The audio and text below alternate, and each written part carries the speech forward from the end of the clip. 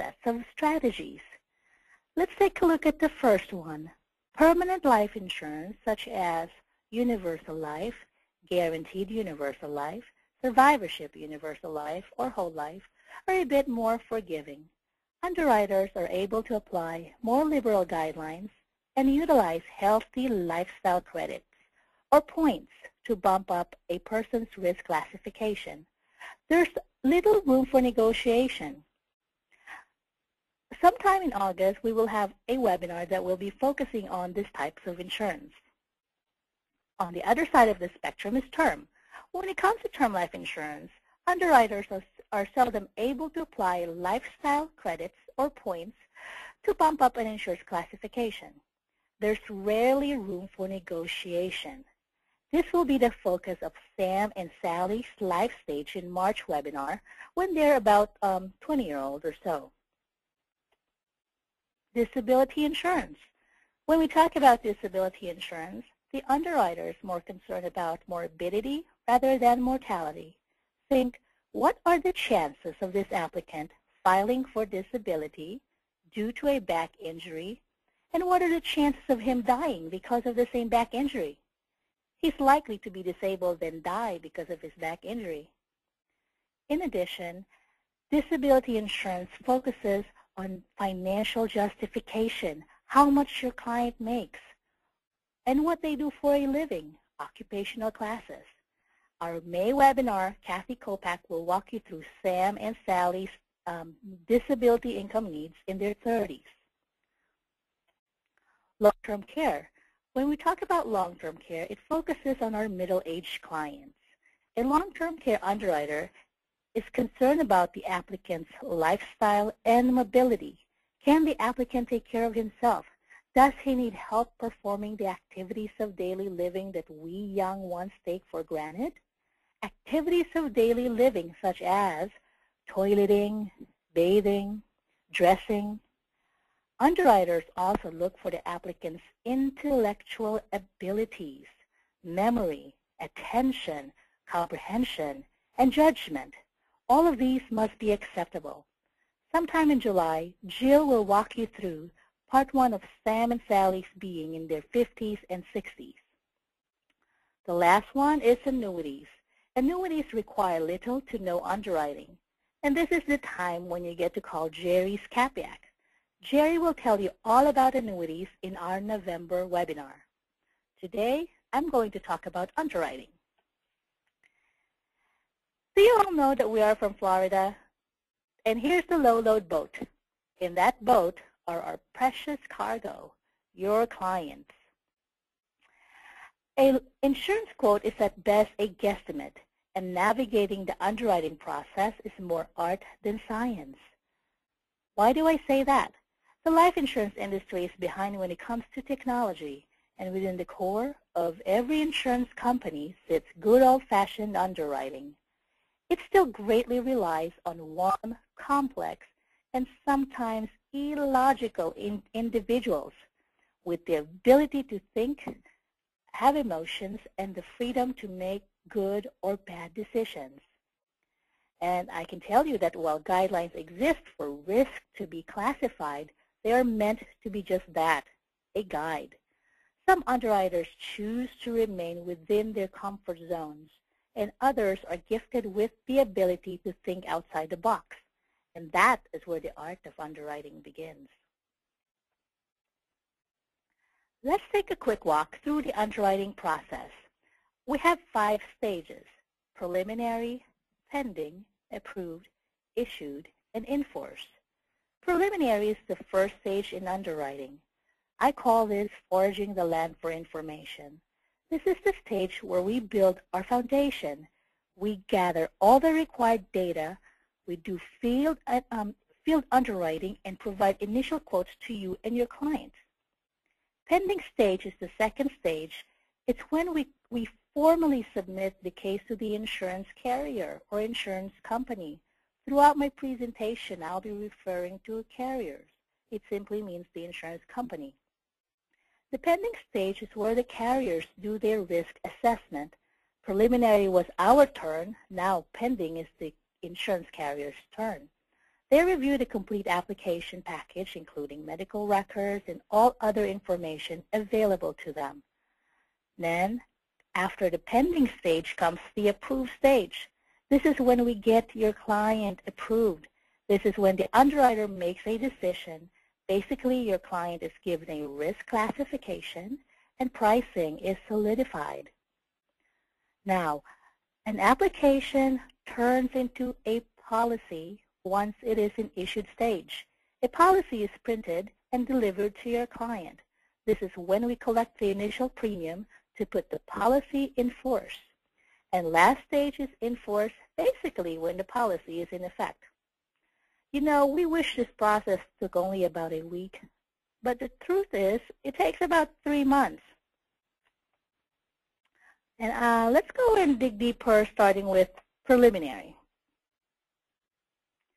The careful manner in which a case is handled is essential to helping the underwriter say yes to the best possible rates for your clients.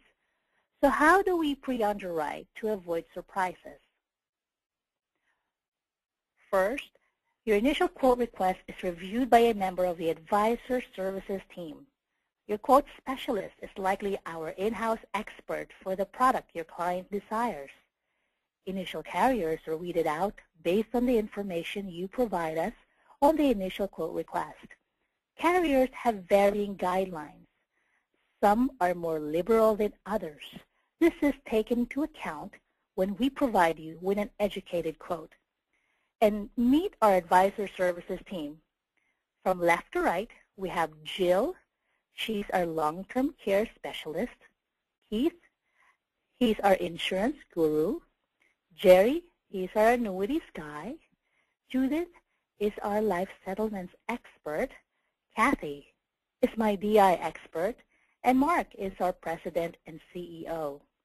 That's the advisor services team. For clients that have a bit more complicated history, the case is reviewed by our in-house underwriter, yours truly. My job is to identify the challenges or impairment at hand, how to overcome those challenges, and which carrier is strongest and friendliest with the given impairment. Your quote specialist and I will collaborate after I do an interview with your client to discern the best strategy for the case. That would be Mark and me in that picture. Once your client is ready to proceed, an in-depth phone interview by a case manager is done. And here is our case manager team. From left to right, Sally, Claudette, Regina, Tammy, again yours truly, and Jenny. The phone interview is the time when we ask for detailed information to make sure that we have captured all the important details about your client as it pertains to underwriting. Okay, so after the case manager speaks with your client, the file is reviewed again by the quote specialist and or by myself. A confirmation email is sent to you and your client before we move forward. Did I tell you guys that we do not like surprises? Yes, we do all of this just to give you a quote that we believe is accurate. Okay, some clients decide to take matters in their own hands and venture out online. Take a look at this 60-second quote. As you can see, it asks for about 10 different things, starting with the state of residence, the gender, the date of birth, height, weight, nicotine use, and even gives you the choice to give yourself your own rating. Preferred Plus is the best possible rate that you can get for life insurance.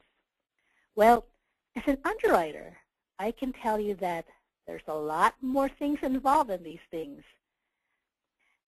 And anything that comes out of a quote like this is likely inaccurate. I'd like to show you why I think that way. So this client went out there. Likely he's going to get a quote for SBLI at $760 annual premium. Well, not at low load. Sam, let's take a look at Sam. Sam is your client, and you referred him to us. I'm talking to Sam. Hey, Sam, how are you? Tell me about yourself. Sam tells me, I am great, Peachie. I ask him, how tall are you? How much do you weigh? Tell me about your health. Peachie, I mean excellent health. Excellent health. Okay. With excellent health, I can give you Super Preferred or Preferred Plus. They can be used interchangeably. With SBLI, you qualify for $760 annual premium. But here at Low Load, I keep talking to Sam. Hey, Sam, tell me about any medications. Do you take any kinds of medications? Oh, yes. You know what? I forgot to tell you. I do take high blood pressure medication. Okay, Sam, that changes the landscape just a little bit. I can't give you Super Preferred or Preferred Plus with all of the carriers, but luckily, SBLI is still okay with that. But you know what? I'd like to know about your mom and dad. Tell me about mom and dad. Mom and dad, oh, Dad passed away. He passed away due to a heart attack at age 58. Okay, well, now that changes everything. I can get you Super Preferred or Preferred Plus anywhere. Some insurance carriers won't even allow you to get Preferred. But the good news is Columbus Life is friendly when it comes to a family history of heart attack. With Columbus Life, you can still qualify for Preferred. That means you'll be paying $1,230 per year. Now, when your client comes to Low Load, we quote him this $1,230 instead of the $760 that they would normally get from a 60-second quote. If that client actually applied with SBLI because he was given $760 quote, ultimately he will be approved. Yes, but he will be approved at Standard Plus. He will be paying $1,380 versus with us, we know from the start that he won't qualify with SBLI. Instead, he'll qualify with Columbus Life, and Columbus Life will be the best rate at $1,230. That alone saves him about $150 a month. So what is a 60-second quote worth? Not much in my opinion. If you make $100,000 a year, 60 seconds is worth, what, about 80 cents. If you spend that 60 seconds on most online quote engines, what will your clients get back? Probably not much. Now, when you go to LLIS.com, the online quote request forms take more than 60 seconds. But I can tell you that they're worth their weight in gold. Your clients will get a realistic quote based on their individual circumstances, not a generic quote that turns a surprise for your clients later when they see their real insurance offer, which is typically much higher. At Low Load, our product specialists underwrite each individually to match the right insurance company and the right insurance solution to their needs. I'd like to tell you a story about Bob, the firefighter. My third day on the job, an advisor called. We're going to call her Rosie. Rosie, the advisor, said, Peachie, I got a guy. He's got AFib. Is he insurable? First thing that I said is, Rosie, AFib is not automatically declined. Do you know if he has any underlying heart conditions? When was he diagnosed? Is he taking any medications? Rosie said, I don't know. Perhaps I can just have Bob call you. I said, that would be fantastic. A 5-minute phone call with me will be much better. So I talked to Bob. Bob calls me. First thing that Bob tells me is he doesn't like Asians. Great. I tell Bob, you know, I hope that your experience is different with us. The reason for my call today is so that I can avoid surprises for you. So basically I asked Bob, so tell me about your AFib. Bob said, I was diagnosed with AFib 10 years ago. I was playing basketball with my coworkers. I noticed that my heart was racing and I was having some chest pain, so they rushed me to the ER.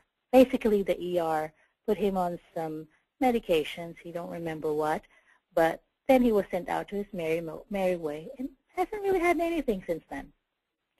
So I asked Bob, okay, Bob, did they take pictures of your heart? Did they do any echocardiograms? And he said, yeah, pictures, yeah, they did. So I asked Bob if he could email that to me. So he emailed me his echo. I looked at the echo. Chambers look great. Ejection fraction is wonderful. So I said, okay, Bob, I think we can get you standard. With your permission, we can apply for standard. So long story short, Bob applied for insurance, and we got him exactly what we quoted him. He was issued standard. At some point before he applied, I went back to the insurance companies and anonymously negotiated on his behalf. Ultimately, Bob was very happy because what I told him was exactly what he was issued at. But more importantly, Rosie, the advisor, was much happier because now he's Bob's hero. So, how did we navigate the underwriting matrix? Bob's story tells it all. For cases that are more complex, I personally interview your client to have a detailed conversation about his or her medical condition. I conduct an in-depth review of your client's specific condition. Sometimes it requires reading and interpreting medical records provided by them. I then study the underwriting matrix and discern which carrier or carriers are best suited for the job. Different carriers have different strains, and those strains change from time to time as well. It's our job to hit that target for your client at the right time. We'll see an example of this later. If necessary, we anonymously negotiate the insurance carriers before we give you our quote. Privacy is paramount, and the insurance carriers don't know who your clients are at this point. Okay, the last one is a cover letter. Sometimes we need to help underwriters understand what we're trying to accomplish. Sometimes we'll ask for your help, maybe to do some financial justification, for example. Okay, so how do you like to be kept in the loop at all times? Some of you have seen our AIM system, and I know that it's very much appreciated. The AIM system is our way of keeping you in the loop. It keeps you in control and informed throughout the process. It also sets expectations for you, for your client, and for us. To us, that's part of the art of underwriting. Here's an sample of an AIM message. As you can see, it's very detailed. It contains specific steps that need to happen. On the left-hand side, right in the middle there, it gives you a little information about what it is. And on the right-hand side is the date when it was completed. Basically, every time a critical step occurs, our database is updated by the case manager, and an AIM message is sent out to you and your client. All right. Now, let's move on to the next stage, pending. Remember, this is the time when the insurance carrier sees your client's complete file. Basically, this is when the clock starts running. Who wants to be the sad-looking package on the right? No response. Yeah, I thought so. So how do insurance companies evaluate risk? They look at your client's health history, family history, lifestyle, and even their finances. We're going to talk about this in depth. Health history. I don't know if anyone's ever told you, be careful about what you say to your doctor. During the underwriting process, the underwriter has access to an examination and lab results.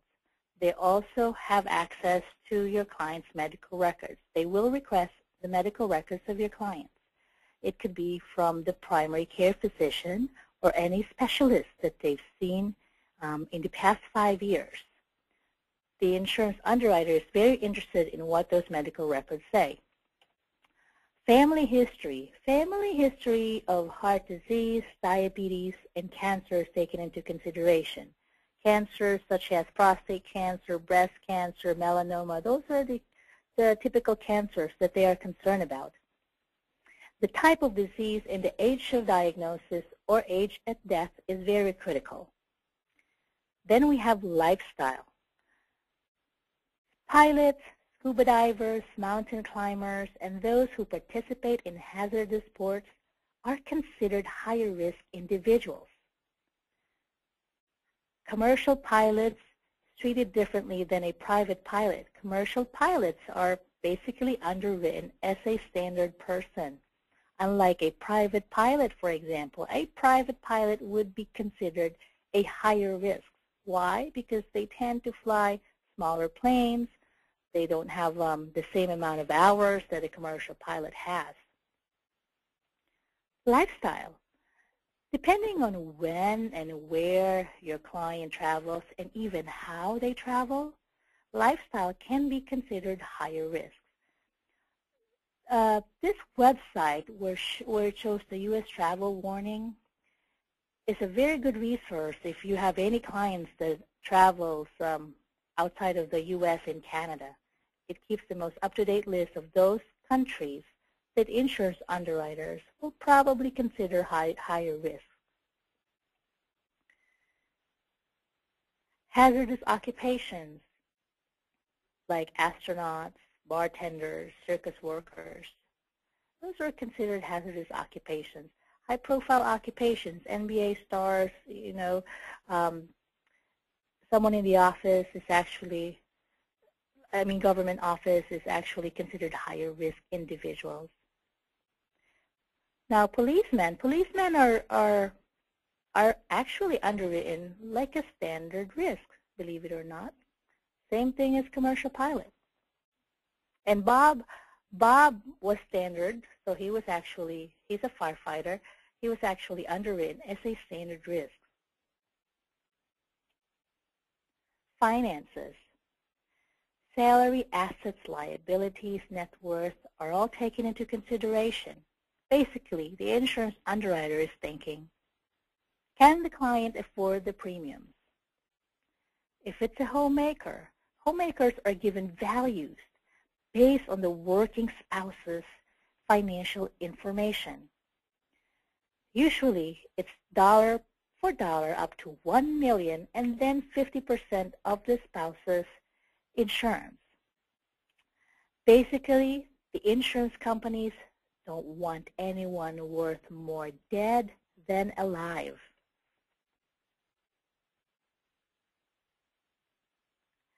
Long-term care underwriting, it's a little unique. Here's the 5 I's of geriatrics. Intellectual impairment. Intellectual impairment is a major contributor to the need for long-term care benefits. According to the Alzheimer's Association, as many as 5.2 million Americans are currently living with Alzheimer's disease, and as many as 10 million baby boomers will eventually develop the disease. By year 2050, as many as 100 million people worldwide will have some form of dementia. Many others will suffer from related forms of dementia. Other conditions may mimic dementia, including multiple drug effects, depression, or brain tumors. Immobility. It can be a result of malnutrition, anemia, neurological conditions, psychiatric conditions, or even depression. Instability. It may result in falls and/or injuries. Causes can be vertigo, musculoskeletal conditions, alcohol or drugs. Incontinence, the lack of bowel and bladder control, may be caused by conditions like MS, multiple sclerosis, stroke, BPH, drug effects, or UTIs. Some of these conditions can be treated with surgery or medication. The last one is iatrogenic drug reactions. Did you know that older applicants tend to have at least 8 medications? Studies have shown that the average geriatric patient will have some sort of issues when it comes to medication. It could create significant potential for drug interactions, toxicity, And simply said, it's very common in the elderly. Disability underwriting. When it comes to disability underwriting, the importance of the location of the job, what your client does for a living, do they supervise employees, how much of their job is based on travel. These are things that the insurance underwriter is concerned when it comes to DI. Financial justification is very important. How much your client makes, they take a look at the last 2 years of tax returns. Unearned income. Unearned income works against the maximum amount of DI insurance your clients can get, which means basically if someone gets disabled, the insurance companies think that and know that the rental income is still going to come even if the client is disabled. Or if there's alimony, that alimony still will come even if the client is disabled. All right, now that we've talked about that a little bit, I'd like to show what common tools insurance companies use to evaluate risks. Application forms. Application forms contain information about your client, such as Social Security numbers, driver's license numbers, where they live, where they work, how long have they lived there, how long have they worked there. It also contains the actual design of the policy. What are we selling the client? What product? How much are we selling the client? Who is the beneficiary? Who is the owner of the policy? Where will this all take place? That's what you'll find in the application form. Next is the insurance medical exam. Sometimes during the underwriting process, we will order the insurance exam for your client. Basically, a third-party vendor approved by the insurance companies will send out a nurse or a paramedic to your client's house or office. That nurse will take a blood and urine sample. That nurse will also ask your client very specific medical conditions. They will also weigh your client. They will also take blood pressure readings, 3 different blood pressure readings. In addition, the blood and urine sample that nurse takes will be sent out to the lab, and those lab results will be sent directly to the insurance companies. We don't get to see those lab results. The home office or the insurance underwriter sees the liver functions, kidney functions. Is your client HIV positive? Is your client a smoker, a non-smoker? PSA levels, blood glucose levels. These are the things that shows up in the lab results that the insurance underwriter sees. Medical records. As I mentioned earlier, the insurance underwriter can request medical records from the primary care doctor or any specialist that your client has seen in the past 5 years. Phone interview. Phone interviews are performed basically for the insurance companies to confirm much of the information that we've provided. Remember, the insurance companies don't talk directly to your client. Your client is the one talking to us. So at some point in time, depending on what your client is applying for, how much and how old your client is, the insurance companies might require a phone interview.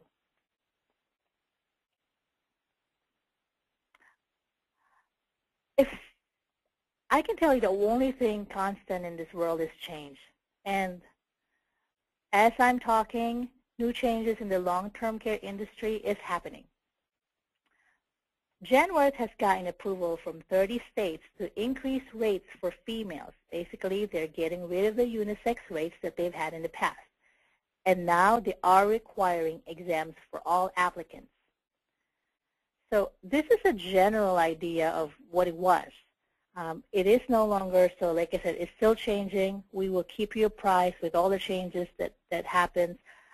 Jill McNeil is our long-term care specialist.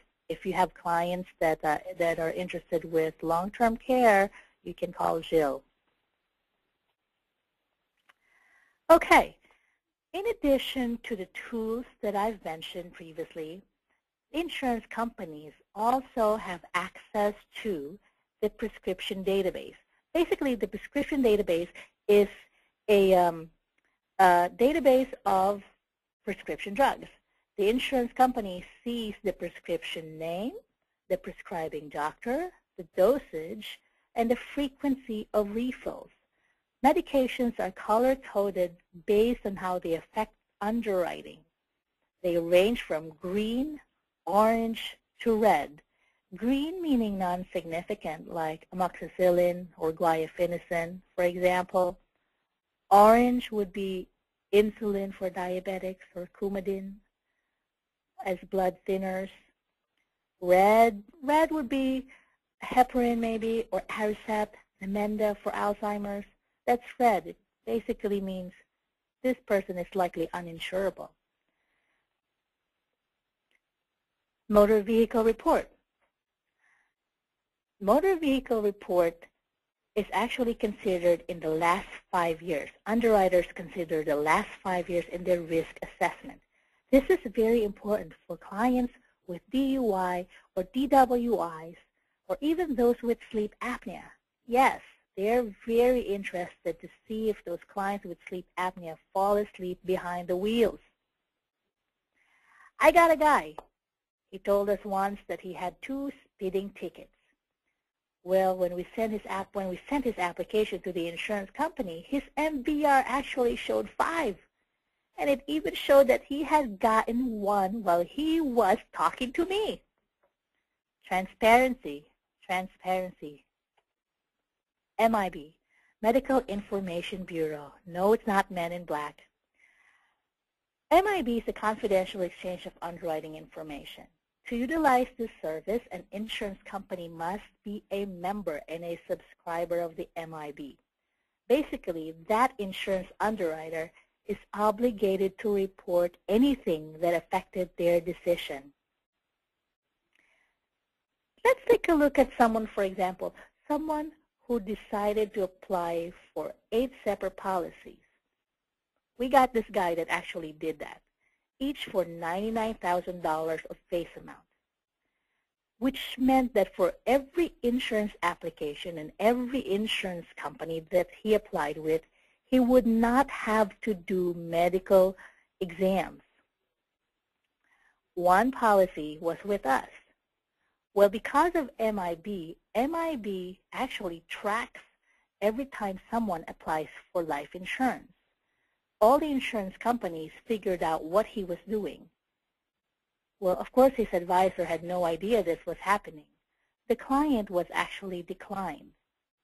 It's because it was simply fraud. Transparency. Consumer reports.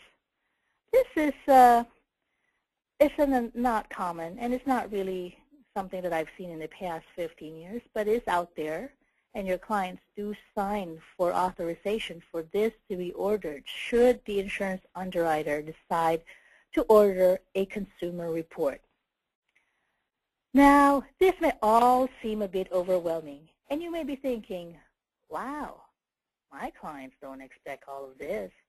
Well, we have an e-brochure I'd like for you to take a look at. Go to llis.com. There's an e-brochure there. It's called Applying, What to Expect. It's part of our Insurance Made Simple series of brochures for you and your client. Our goal is to help you and make the insurance process as easy as possible for you and your clients. Okay, after the preliminary and pending stages, now it's time to get your clients approved.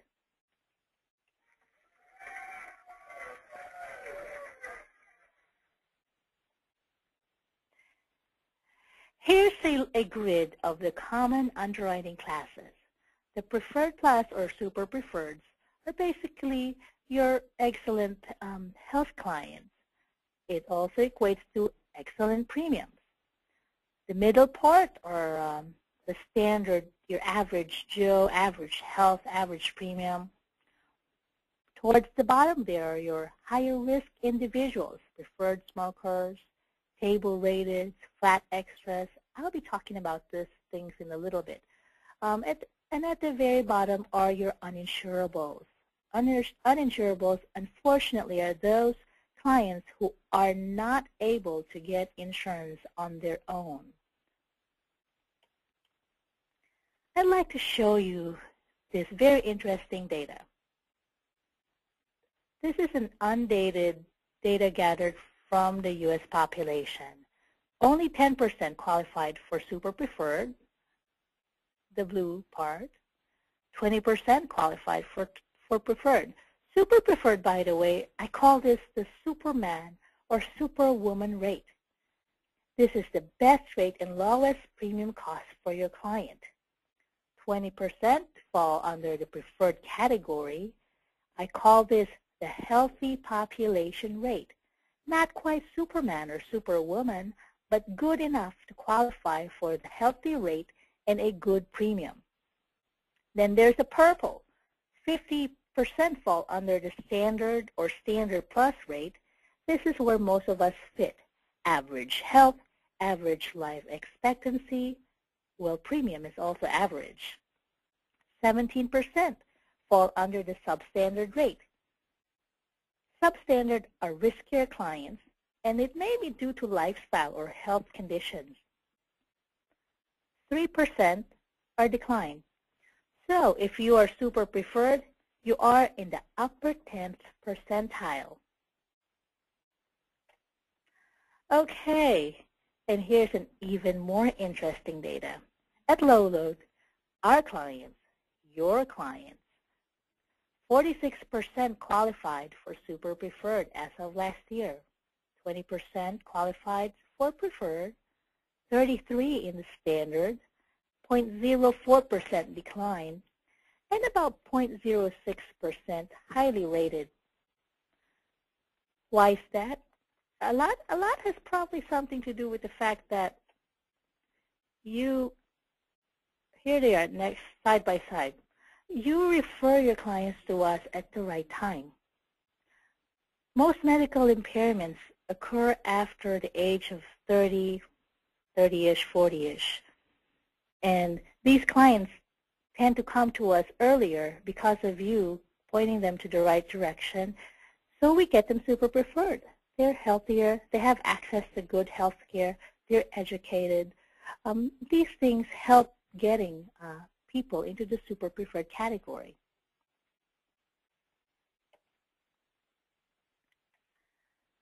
Okay, what happens if your client does not get super preferred, or even standard? Well, they will be classified as substandard. What is substandard? Basically, they will pay higher premiums than the top 3 classes that I've mentioned. Look at this slide. What we have here is a table rating. Table ratings are expressed in numbers or alphabets or even a percentage.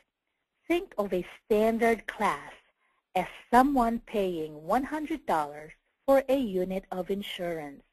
If you have someone that falls under table A, he would pay $125 for the same unit of insurance that a standard policy pays only $100 for. Basically, the higher the table rating is, the more expensive the premium. Substandard, flat extra. Sometimes, instead of a table rate, your client is approved with what we refer to as flat extra. What are flat extras? Flat extras can be temporary, or it can be permanent. It's also shown as a dollar amount instead of just a number or a table rate. It is also charged for $1,000 of insurance. Flat extras are usually used for medical conditions that have waiting periods, such as cancers, or non-medical conditions such as scuba diving, mountain climbing, and piloting. And you know, despite the name, you can even get flat extra rating if you are rated as high as preferred class. For example, you're healthy, but you're a pilot, a private pilot, then you can be approved at preferred, but still have flat extra. I'd like to show an example of that. Let's take a look at Sam. He's 32 years old, 20-year term. He's a standard health. He's applying for $1 million of insurance. That equates to $840 per year if he's standard health. Well, Sam is a private pilot. Not only that, he's experimental. So a lot of the insurance companies give him a flat extra. Let's take a look at the least expensive, which is the $250 per thousand flat extra. What we do basically is multiply $250 by 1,000 because flat extras are charged per $1,000 of insurance. That gives us $2,500 flat extra plus $840. So Sam, because he's standard and he's a pilot, will pay $3,340 annual premium forever. It's permanent. This is an example of a permanent flat extra.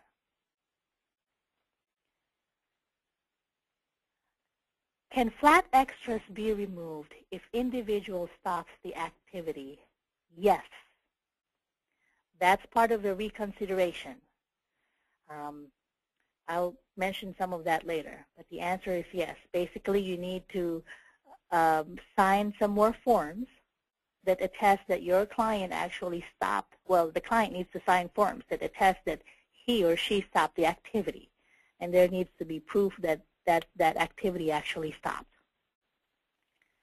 All right.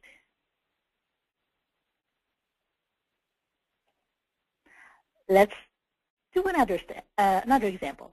Sam's dad, Stan. Hi, Stan. He's 56 years old. Table 4, $500,000 of insurance, 20-year term. Well, Stan here has prostate cancer. Was a history. So 6 years ago, he was treated with radiation only. He's also type 2 diabetic. He was diagnosed only 3 years ago. His diabetes is controlled by diet and exercise. Now, he's given table 4. In this example, I can tell you that he was given table 4 because of his diabetes and cancer. Basically, because of the combination of both, he is at table 4. He will be paying $4,995 just for being table 4. But because his diabetes is recent, the insurance companies want him to be in the clear, about a 5-year clearance. So this insurance company in particular is giving him a flat extra rate of $250 per thousand for 2 years. So it added $1,250 to his premium. Basically, his premium will look just like this. For the first 2 years, Stan will be paying $6,245. After 2 years, on the 3rd year, all the way to the end of the life of the policy, he will be paying $4,995. Basically, 2 years flat extra goes away. So he goes back to his table 4 annual premium. Now, this is an example of a temporary flat extra. Right. Okay. Remember that AIM message that I talked about? Well, it's back. When we receive an approval from the carrier, we send a client confirmation notice in the form of an AIM message. It basically looks like this. It succinctly states how much your client was approved for, how your client was approved for. This lady Sally was approved at standard. The insurance carrier, how much insurance, the product, the premium, and the owner of the policy. We ask for your client to confirm that they are okay with the design before we get the policy issued. Once we get that email back from your client, we will then tell the insurance company to go ahead and issue the policy. And like I said, AIM is our way of keeping you in the loop. You will see the same message that your client sees. You know, we'd like for all our clients to be approved, super preferred. Whenever someone comes up to me, it's always, I am super preferred. But unfortunately, that's not always the case. Sometimes we have clients that are uninsurable. A client can be postponed or flat out declined. Flat out declined. Anyone with AIDS or HIV positive, they are flat out declined. Unfortunately, someone with Alzheimer's, we can't do anything for these clients at this point. Perhaps in the future if there's a medical invention, but at this point, any insurance companies will decline these clients. Postpone. If your client is postponed, there's hope. It could be that we just need to let time pass before we can apply again. This can range from 3 months, 3 years, or even more. It all depends on the situation. Sometimes further evaluation is required due to abnormal test results. I got a guy. This is actually a gal. She was applying for life insurance. This gal was super preferred overall. She went to her sinus doctor, and her sinus doctor decided to order an MRI of the sinus because she was having all kinds of allergies. And that was an MRI of the head. Well, the MRI of the head showed a microadenoma, which is basically a tumor of the pituitary gland. 99% of the time, that type of tumor is benign. But because of the location, the insurance company said, oh, she needs to be postponed. I would like for her to have 5 different MRIs, which means 5 years, because she will be followed every year by her neurosurgeon before we can offer her standard. So this lady can never get super preferred. Even after 5 years, she'll only get standard. All because an incidental finding of an MRI test. Okay.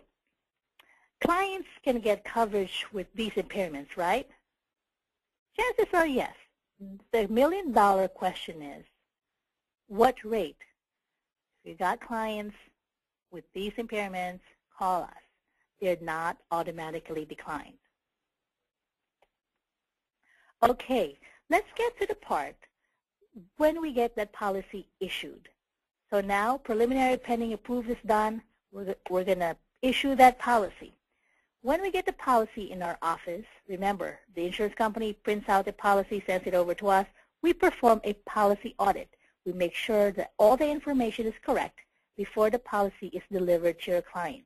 This is the time when we ask for your client to send us delivery documents such as delivery receipts, the premium to put the policy in force, and a message is sent out to you as well.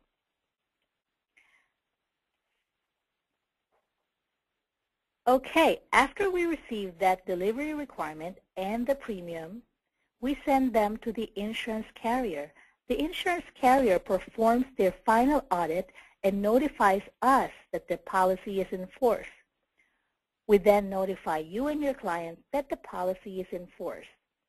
When we get this notification, an A message is sent out to you.